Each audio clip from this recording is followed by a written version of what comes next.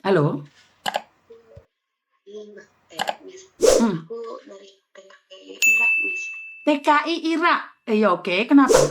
Iya, iya Miss. Aku mau minta tolong. Aku pengen pulang ke Indo. Soalnya aku di sini udah kena gampar sama majikan udah 3 kali.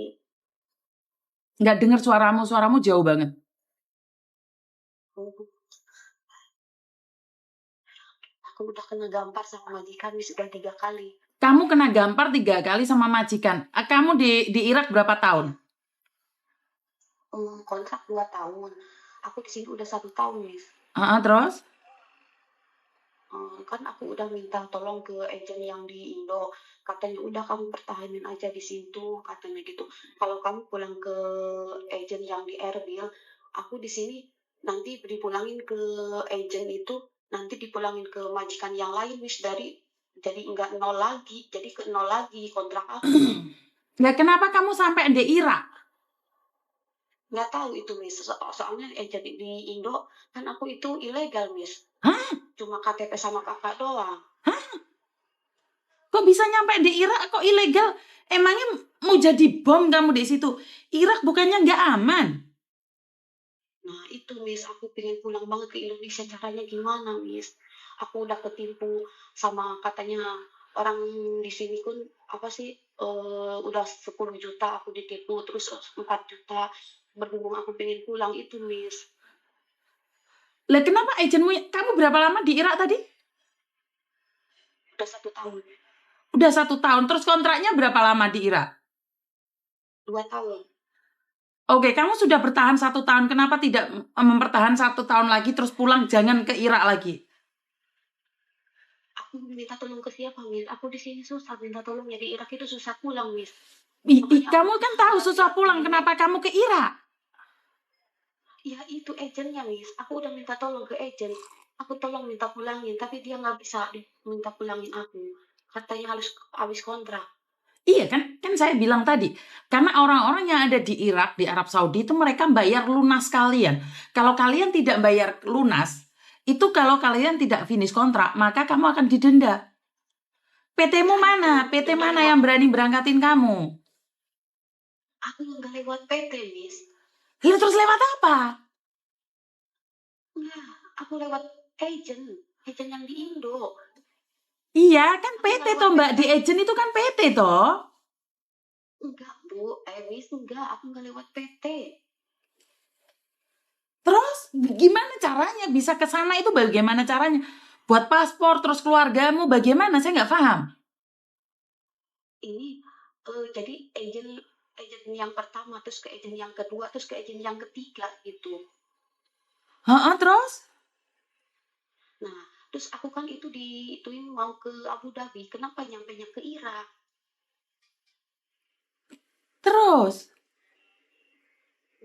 Nah, udah itu aku kan terus ditransit ke Turki, di Turki langsung ke Erbil. Udah aku juga nggak ngerti kenapa aku nyampe ke Irak. Kamu orang mana sih? Orang Kerawang, Wis. Bekasi Kerawang.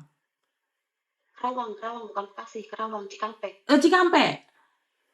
Iya, Bagaimana cara memulang kamu? Kamu ada uang untuk pulang.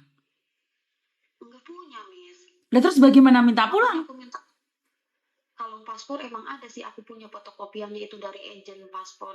Kalau paspor emang dipegang sama majikan sama ibu rumah. Lah terus bagaimana bisa menolong kamu, Dok? Uang nggak ada, paspor nggak ada, terus bagaimana sayang? Iya, Hah? nggak tahu juga Miss, aku gimana caranya gitu. Apa aku harus sampai kontrak di finish dulu di sini 2 tahun? Ya menurutku ya harus sampai finish kalau kamu memang benar-benar pulang sayang. Halo Bapak? Kalau Bapak, udah sampai maaf pulang Pak, saya nanya kontrak nih. Kalau orang-orang dijual di Arab Saudi, di Irak, itu bagaimana Pak? Ada nggak yang bisa bantu posisi ada di Irak?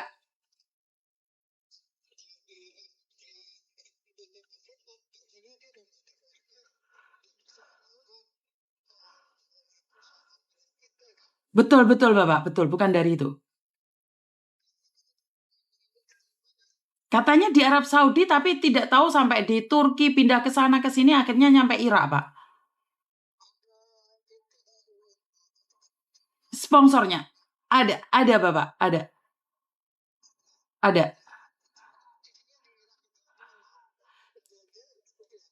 Kerja dia sebagai pembantu, terus dia digamparin sama majikannya, Pak.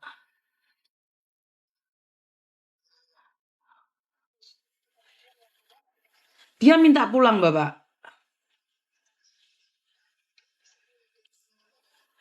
Sebentar. Dok, kamu bisa keluar dari rumah majikanmu nggak, Dok?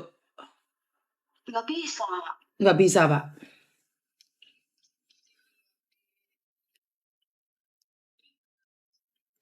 Siap, Bapak.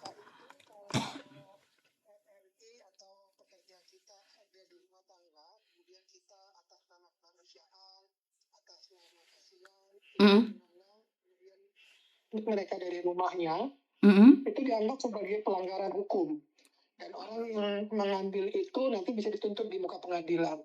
Oh, jadi kita nggak bisa datang menolong gitu, nggak bisa ya Bapak ya?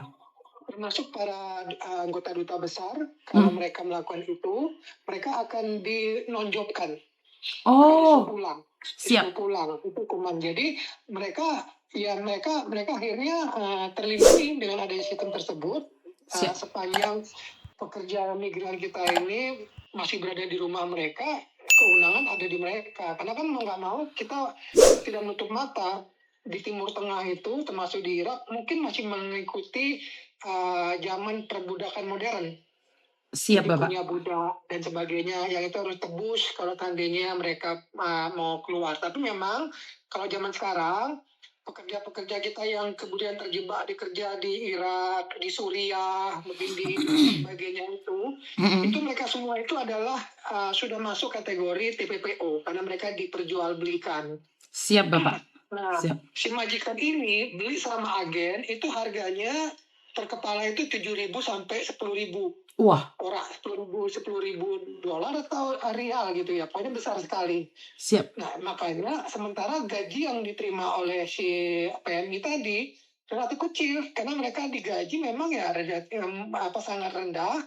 Siap. Dan itu sudah dipotong dengan apa yang dulu dia pakai buat menebus membayar di muka. Makanya ini menjadikan kesulitan si majikan yang sudah keluar uang banyak tidak bersedia melepaskan si PMI tadi sepanjang dia nggak ganti rugi. Oh, siap. Sementara si PMI ini tidak punya kuasa karena siapa yang nyuruh saya kerja di sini? Saya dibawa kemarin oleh agen. Betul. Agen menjanjikan saya gaji sekian. Betul. Nggak tahu di belakang itu ternyata sudah ada pembayaran di muka untuk membeli atau yang terpenting yang membeli pekerja yang ada di pasaran. Makanya itu kan sebenarnya sudah perdagangan orang. Siap, dimasuk ranah perdagangan orang dan dibungkus lagi yang namanya perbudakan modern di daerah Timur Tengah. Oke. Kira-kira gitu. Oke, siap. Nanti saya coba kondisikan dengan anaknya dulu, nanti saya telepon Bapak lagi ya, Bapak.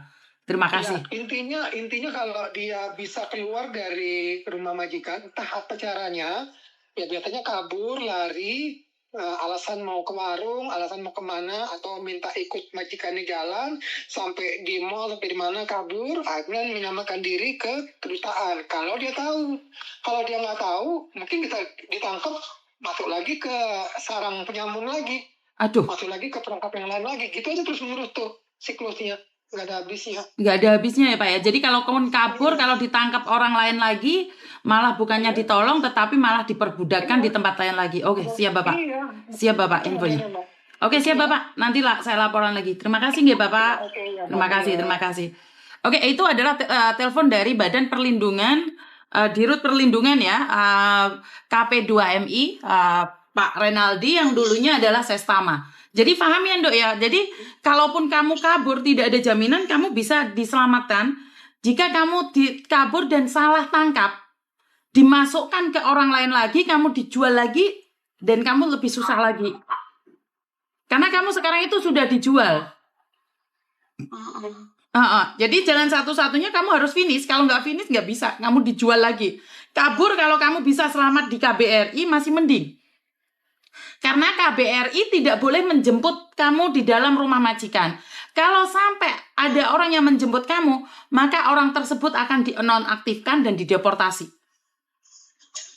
Mm-mm. Karena kamu sudah 1 tahun, menurut pendapat saya, bertahan 1 tahun, pulang. Jangan pernah datang lagi.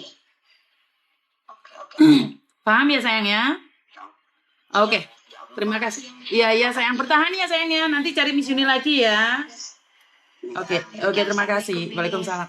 Nah teman-teman, inilah gunanya edukasi buat kalian semua. Jangan pernah menyepelekan satu kasus, karena saya sudah ingatkan berkali-kali di Arab Saudi, kita itu dijual.